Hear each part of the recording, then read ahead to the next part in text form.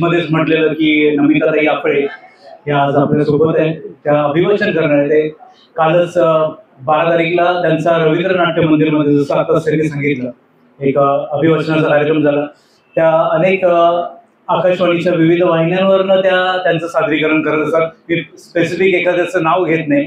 तर अशा या नमिता नितीन आपळे यांचं टाळ्यांच्या गजरामध्ये आपण सगळ्यांनी स्वागत करूया आणि एक छानसं अभिवाचन त्यांच्याचकडनं ऐकूया.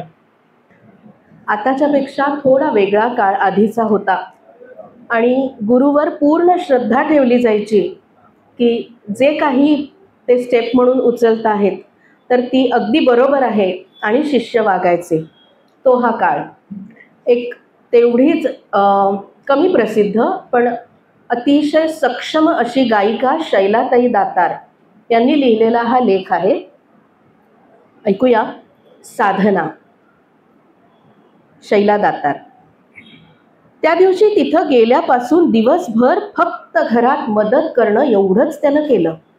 खोल्या साफ कर, पिकदाणी धू. पिकदाणी म्हणजे ज्याच्यात आपण थुंकतो, गुरु थुंकतात ते. पिकदाणी धू, भोवतालचं झाडून सारं काढ, भाजीपाला निवड. या साऱ्या कामात संध्याकाळ झाली. रात्री घरात खासाहेब जेवायला बसले. पण भास्करनं जेवण बरोबर आणलंय का, तो जेवला की नाही, त्याला भूक लागलीये का याची त्यांनी चौकशीही केली नाही. भास्करला वाईट वाटलं. परसातल्या विहिरीवर त्यानं हातपाय धुतले. तानुबाईंनी दिलेली चादर कट्ट्यावर घातली आणि शिदोरी सोडली. त्यानं हातात घास घेतला. त्याचे डोळे पाण्यानं भरले होते. त्याला जेवण सुद्धा नको वाटायला लागलं. पण तानुबाई रागावेल या भीतीनं तो तसाच भाकरी खायला लागला. त्याला वाटलं, सकाळपासून मी पाहतोय खासाहेबांना आपण नको आहोत का इथं.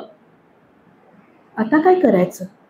रात्री झोपायला तरी ते घरात घेतील का आता आपण बाहेरच झोपायचं. आपण एकटे आहोत. आई ताई कुणीतरी आपल्या सोबत हवं होतं. असं म्हणतात की खासाहेब हे शिष्याची परीक्षा बघतात आणि मग शिकवतात. हे तसंच असेल का. त्याचं खाणं झालं.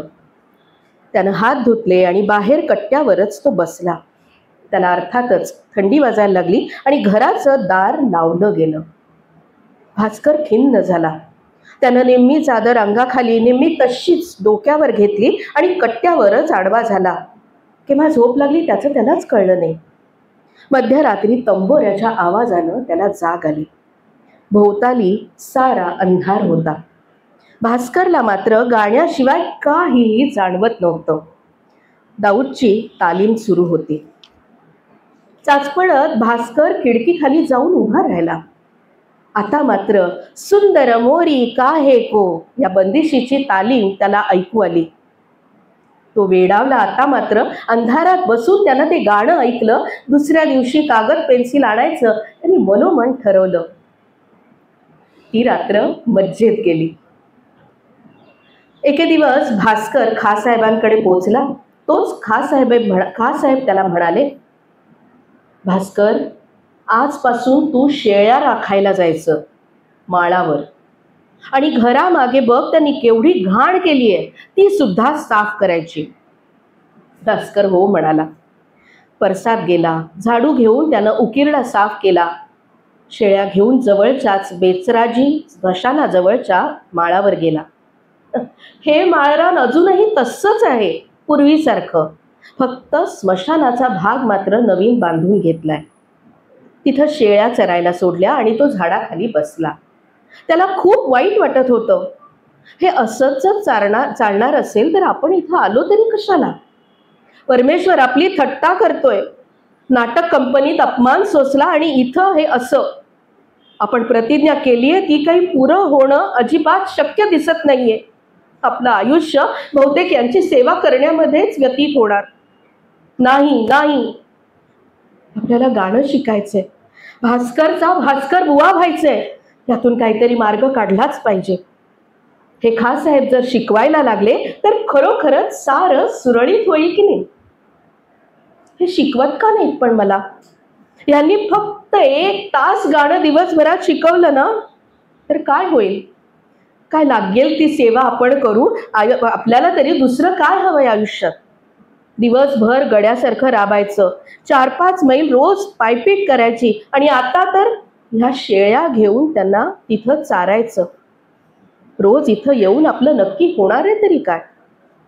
त्याचे डोळे पाण्यानं डबडबले. परमेश्वरा, चांगलं गाणं शिकावं ही इच्छा इतकी वाईट आहे का रे. हे वेड तू मला का लावलंस. माझा तरी हा किती वेडेपणा. गाण्याची आवड काही माझी सुटत नाही. असू दे, पण कितीही काम पडू दे मला, मी खासाहेबांना प्रसन्न करून घेईनच. त्यांनी माझा कितीही अपमान करू दे, पण मी गाणं शिकेनच. अनेक विचार त्याच्या मनात येत होते. असं असतानाच त्याला स्वतःलाच एक कल्पना सुचली आणि त्याचे डोळे चमकले. आता इथं गायलो तर खासाहेबांना ऐकायला जाणार नाही. आपल्या गळ्याला मेहनत नाही, सराव नाही.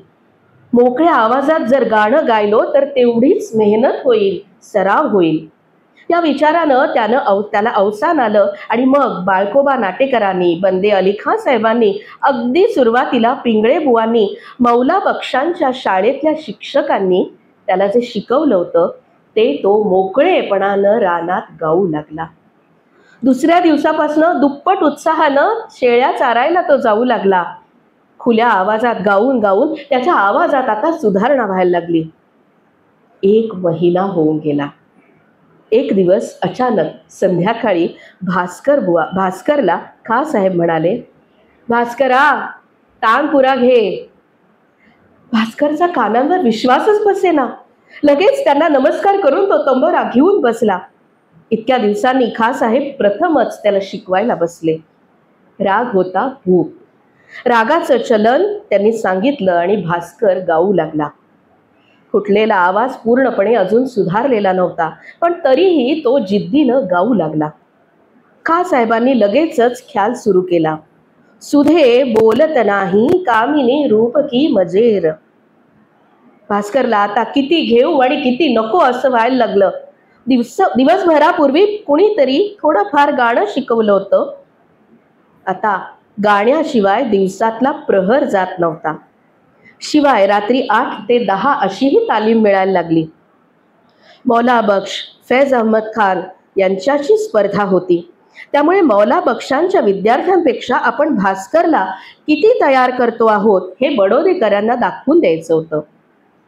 जबकि जिंदा में सकीना को मुकद्दर लाया, बचपन की जो असीरी थी तो दम घबराया. भैरवीतले करुण स्वर खासाहेब आळवीत होते. भास्कर बुवांना त्यांचे अश्रू सावरत नव्हते, आवरत नव्हते. त्यांनी सोज संपवला. खासाहेब त्याला गदगदलेल्या स्वरात म्हणाले, भास्करा, माझं नाव काढणारा तू एकमेव शिष्य आहेस बरं. पण बेटा, एक लक्षात ठेव, जगात पैसा ही फार वाईट चीज आहे. आपल्या गाण्याची किंमत पैशात करू नकोस. तसं केलंस तर विद्येची किंमत मात्र कमी होईल. लायक विद्यार्थी तयार कर. दुनियेला भरपूर गाणं ऐकव. सगळीकडे तुझं नाव होईल. इथं केव्हा यावंसं वाटलं तर तुझं घर समजून ये. माझा तुला कायम आशीर्वाद आहे. जा मुला, जा. त्यांना सुद्धा हुंदका आवरला नाही. भास्कर बुवांनी अश्रू आवरत त्यांच्या पायांवर डोकं ठेवलं. खासाहेबांनी त्यांच्या डोक्यावर हात ठेवला. त्यांच्या डोळ्यातले अश्रू भास्कर बुवांच्या डोक्यावर पडत होते. धन्यवाद.